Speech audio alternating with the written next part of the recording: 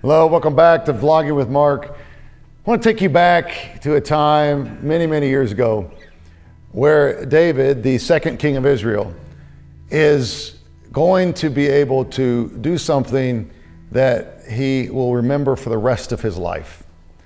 He gets to bring the ark home. And by the ark, I'm referring to the Ark of the Covenant, that holy box, you might call it, that God instructed Moses to construct, and it held reminders of the promises and goodness of God.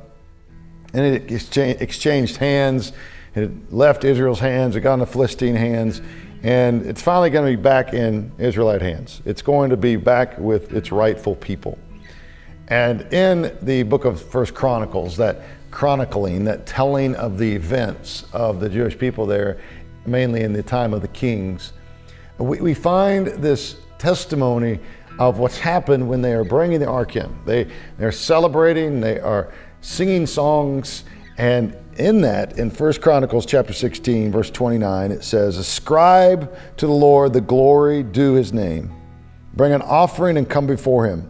Worship the Lord in the splendor of his holiness." Worship the Lord in the splendor of his holiness.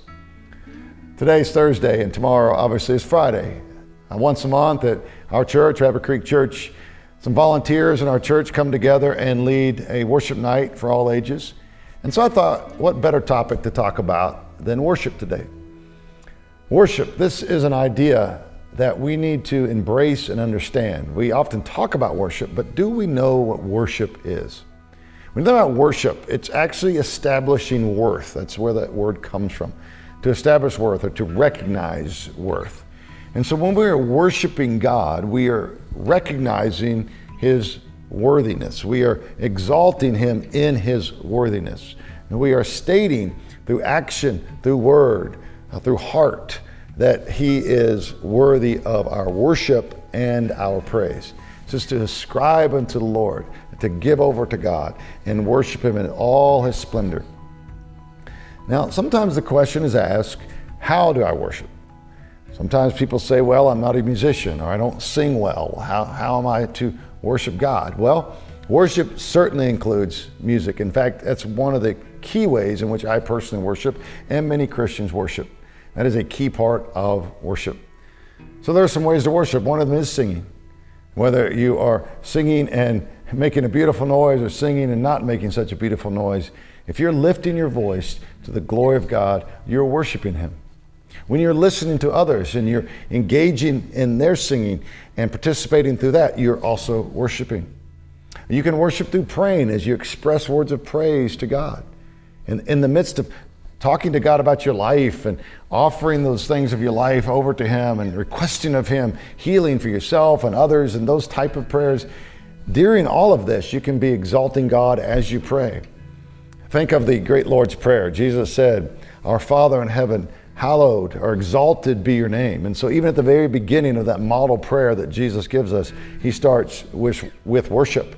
And then we know that that prayer ends with this great exaltation of God and that his will will be done and the great celebration of his goodness as we go throughout the scriptures, echoing the themes of that prayer as another way to worship.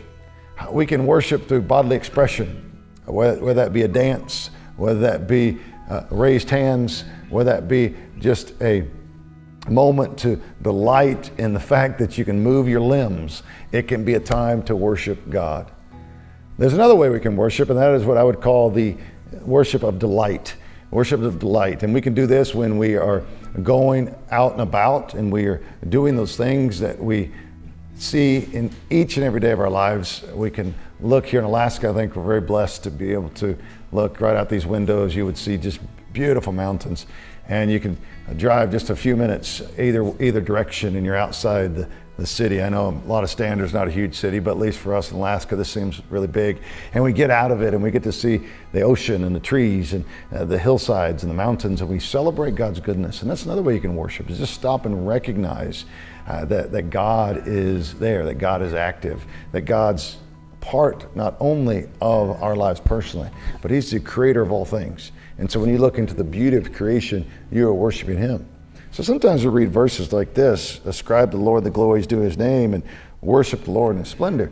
We think that's just a thing that happens during a worship service or in a church setting. And that's certainly a huge part of it, but it's much beyond that as well. I encourage you this week to think about ways in which you can worship that may be a little bit outside your box, or maybe a time where you can realize that there are many more ways to worship than I thought there were in the first place. And if you want an example of that, if you want to try that out, as I said, each and every month we have a worship night at our church. In fact, it's tomorrow night, and you're welcome to be a part of that and to see different ways people are worshiping there.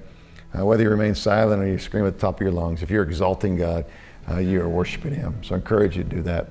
Let's continue to worship, and let's make sure that we let others know that God is worthy and remind ourselves that he indeed is. Thanks again for watching, and we'll see you next time.